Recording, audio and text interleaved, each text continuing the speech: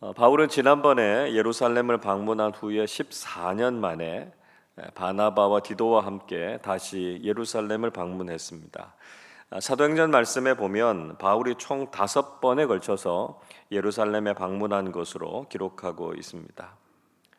첫 번째는 사도행전 9장에서 회심한 지 3년 후에 베드로를 만나기 위해서 예루살렘에 갔고요.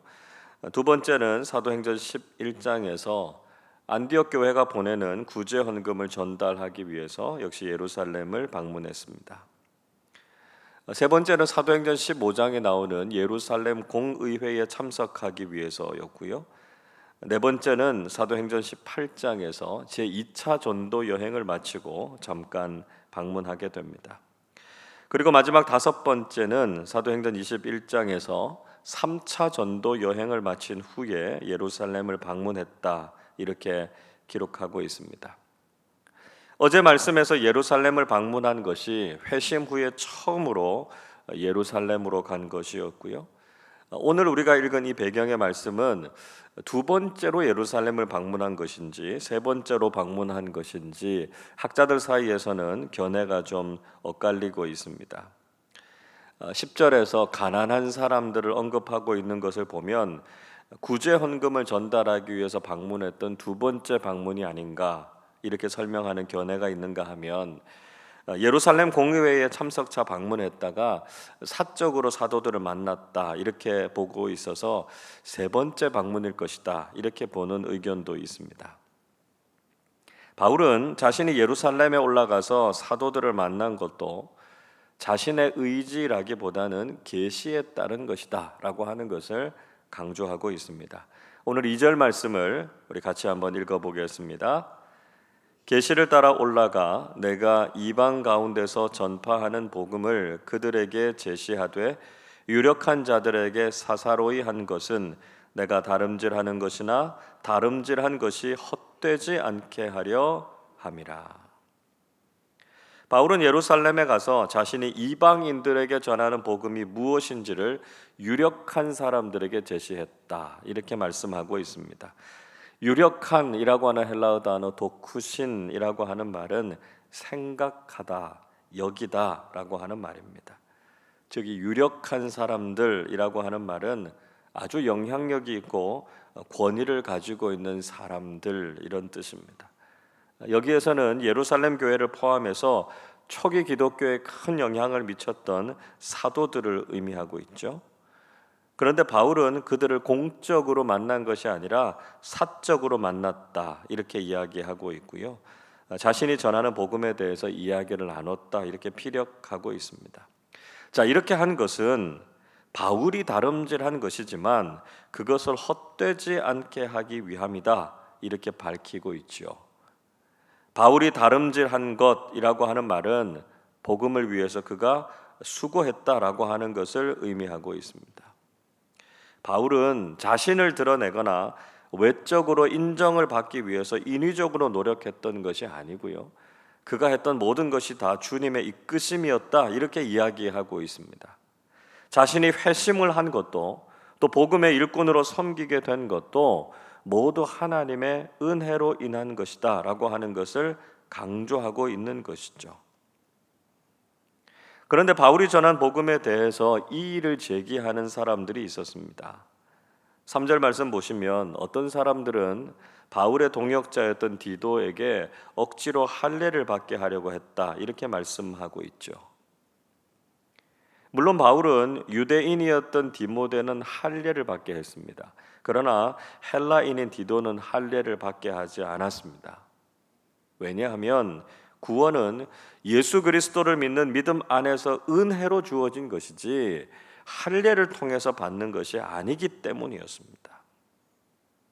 4절의 말씀 보면 이들은 가만히 들어온 거짓 형제들, 즉 유대 율법주의자들이었다, 이렇게 말씀하죠.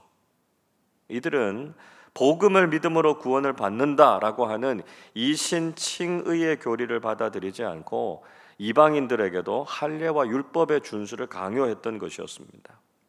그들은 예수 그리스도 안에 있는 자유를 무시했고요, 오히려 율법의 종으로 삼으려고 했다는 것이죠. 그러나 바울은 이런 공격에 무너지지 않았다, 이렇게 이야기하고 있습니다. 5절 말씀 보십시오. 그들에게 우리가 한시도 복종하지 아니하였으니 이는 복음의 진리가 항상 너희 가운데 있게 하려 함이라 말씀합니다. 바울은 그들에게 굴복하지 않았다라고 하는 것을 분명히 말하고 있죠. 바울은 오직 예수 그리스도를 통해서 주시는 이 이신칭의의 복음을 확실히 믿었습니다.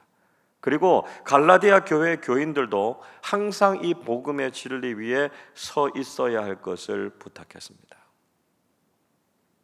여러분, 우리도 복음의 진리를 따라서 살아갈 때 사람들은 그 진리를 잘 인정하지 않으려고 할 것입니다. 때로는 우리를 공격하기도 할 것입니다.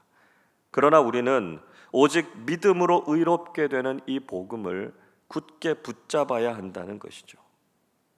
그 어떤 율법적인 행위나 인간적인 노력이 우리를 의롭게 하거나 죄에서부터 자유하게 하는 것이 아니라는 것이죠. 오직 예수 그리스도의 십자가의 복음이 우리를 의롭게 했고 우리를 구원했다라고 하는 사실을 굳게 믿고 그 복음의 진리 위에 굳게 서는 우리 모두가 되실 수 있기를 바랍니다. 자, 이어서 바울은 자신이 전한 복음이 사도들에게 인정받은 이야기를 들려주고 있습니다. 6절을 보십시오.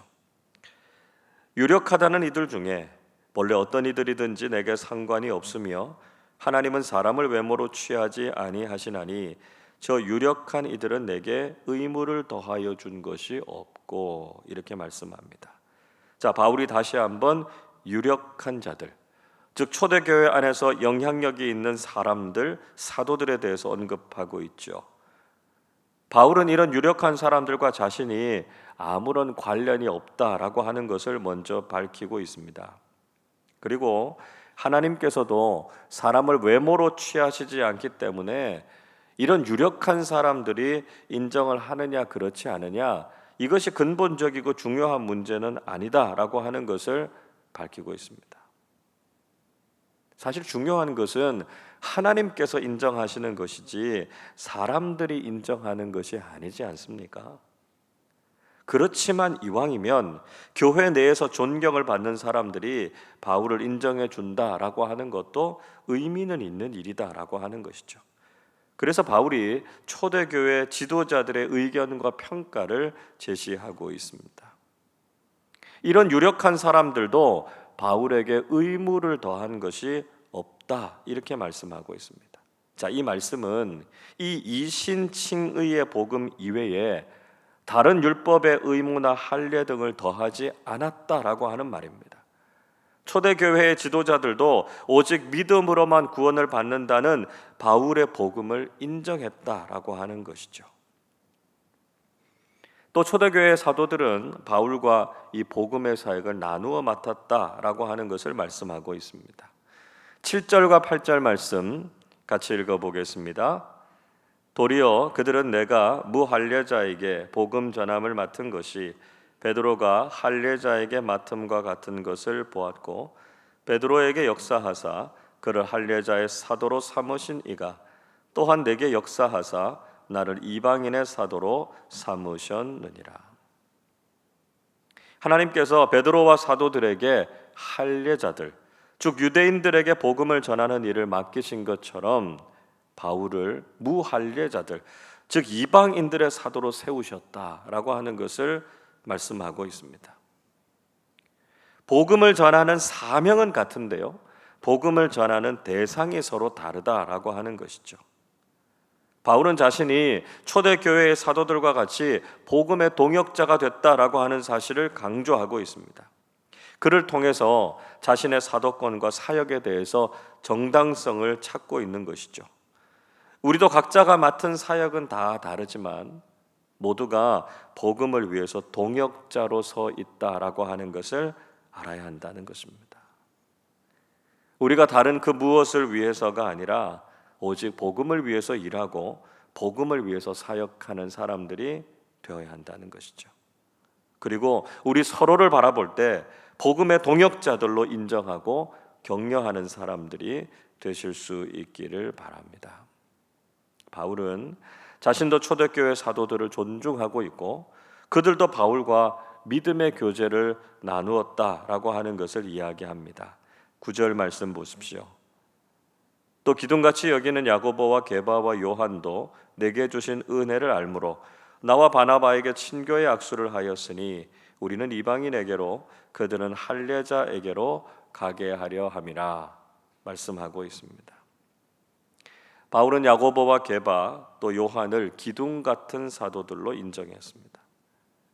그만큼 그들의 리더십과 권위를 존중하고 높였던 것이죠. 그리고 그 사도들이 바울과 바나바와도 친교의 악수를 나누었다 이렇게 말씀하고 있는데요, 사도들이 그들도 인정하고 받아들였다는 것이죠. 그들은 서로 영적인 교제를 나누었고요, 각자의 사명, 즉 이방인과 유대인들에게 복음을 전하는 일을 위해서 헌신했다라고 하는 사실을 들려주고 있습니다. 여러분, 우리도 복음 안에서 서로를 인정하고 존중하는 사역자들이 되어야 합니다. 우리 모두는 하나님 나라와 복음의 영광을 위해서 부름받은 그리스도의 일꾼들입니다. 믿음 안에서 우리가 서로 교제하고 격려하면서 각자에게 맡겨주신 복음의 사역에 충성을 다하는 주님의 일꾼들이 되실 수 있기를 바랍니다. 오늘도 주님의 복음을 위해서 귀하게 쓰임받고 주님과 믿음의 사람들에게 인정받고 칭찬받는 좋은 신앙인들이 되시기를 주님의 이름으로 축원합니다. 기도하겠습니다. 사랑과 은혜가 한이 없으신 하나님 아버지, 죄와 사망으로부터 저희들에게 참된 자유를 허락해 주시고 복음을 위한 일꾼들로 세워주심에 감사를 드립니다. 율법의 행위나 의무를 다했기 때문에 우리가 구원을 받은 것이 아니라 오직 믿음으로 의롭게 되었음을 분명히 고백하게 하시고 은혜에 합당한 삶을 살아가는 그리스도인들이 되게 하여 주시옵소서. 저희들을 복음을 위한 일꾼으로 세워주셨으니 믿음 안에서 서로 격려하고 인정하게 하시고 복음의 동역자로 존중하는 삶을 살게 하여 주옵소서. 우리 각자에게 맡겨주신 복음의 사역에 충성을 다하게 하셔서 오직 주님의 영광을 위해서 귀하게 쓰임받는 삶 살게 하여 주옵소서. 감사드리며 우리 주님 예수 그리스도의 이름으로 기도하옵나이다. 아멘.